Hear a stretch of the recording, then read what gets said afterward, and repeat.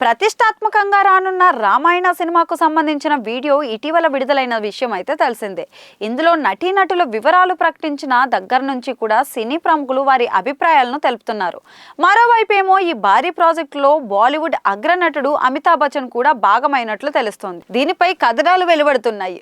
మహాభారతం ఆధారంగా ఇటీవల రూపొందిన కల్కి 2898 ఏడీలో అశ్వత్థామ పాత్రలో అద్భుతమైన నటనతో ఆశ్చర్యపరిచారు బిగ్ బి. ఇప్పుడు ఆయన రామాయణలోనూ కూడా భాగం కానున్నట్లు సమాచారం.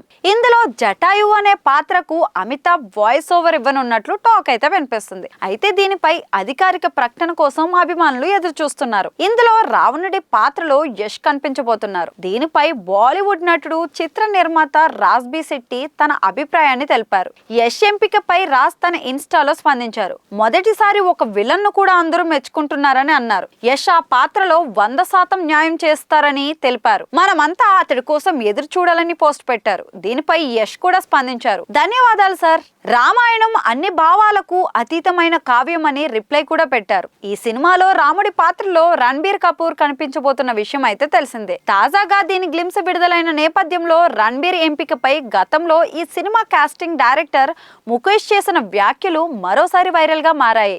రాముడి పాత్ర పోషించాల్సిన వారికి ఉండాల్సిన ప్రధాన లక్షణం ప్రశాంతత. రణబీర్ ఎప్పుడూ ప్రశాంతంగా ఉంటారు. అందుకే నితేష్ తివారీ అందరికంటే అతడిని ముందుగా ఎంపిక చేశారు. రాముడిగా రణబీర్ ఎంపిక సరైనదని సినిమా చూశాక ప్రేక్షకులకు ఖచ్చితంగా అర్థమవుతుంది. నటనలో ఆయనతో పాటు ఎవరు పోటీ పడలేరు.